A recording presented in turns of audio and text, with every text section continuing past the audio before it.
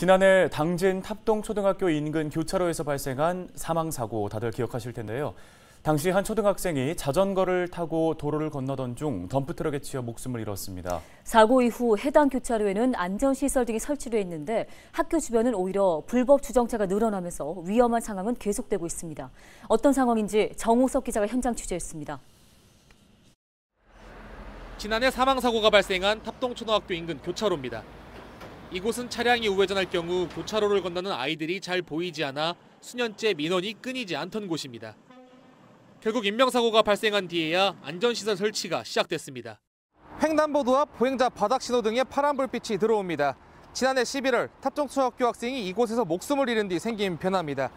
상해가 발생한 곳엔 바닥 신호등이 생기고 신호주기도 40초에서 60초로 늘었는데요.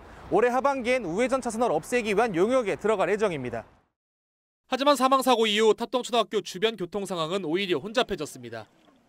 학부모들이 직접 아이들을 차량으로 통학시키는 경우가 늘었기 때문입니다. 지난 5월 학교 앞 도로가 차 없는 거리로 지정됐지만 등하교 시간이면 학교 주변은 불법 주정차 차량들로 몸살을 앓고 있습니다. 이게 위험하다고 생각하는데 이제 잠깐 가는 길에 내려주고 사실은 하지 말아야 하는데 이게 잠깐 내려다 주고 가려고 이렇게 왔습니다. 불법 주정차 차량 탓에 교통사고 위험도 커졌습니다. 지난달 이곳에선 길을 건너던 아이가 넘어진 사이 주변을 지나던 차량이 아이를 보지 못한 채 지나가면서 다리뼈가 부러지는 사고도 발생했습니다. 하마터면 인명사고로 이어질 뻔한 아찔한 상황이었습니다. 매일 등하교 시간에 맞춰 학부모들이 학교 주변 교통지도에 나서고 있지만 근본적인 해결책이 되긴 역부족입니다.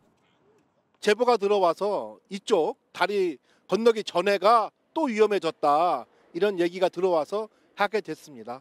당분간 좋은 아이디어가 생길 때까지는 계속 우리가 아이를 보호해야 될 것 같습니다.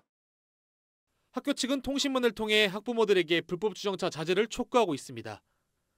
다만 학교 주변 도로가 워낙 넓은 데다 대형 차들의 통행이 잦아 학부모들이 아이들을 직접 통학시키는 상황이 계속될 전망입니다. 학부모들은 지자체에 문제 해결을 촉구하고 있습니다. 시청에다가 불법 주정차 단속 금지와 그리고 이제 그런 불법 차량들이 주차할 수 없게 차단봉을 좀 설치를 해달라고 강력하게 요청을 드렸거든요. 그래서 시에서는 그 부분을 많이 받아들여 주셔가지고 시행을 좀 해보겠다 검토를 검토를 해주시기로 약속을 하셨습니다. 안타까운 사망사고 이후에도 위험한 상황이 계속되고 있는 탑동초등학교 주변 통학로.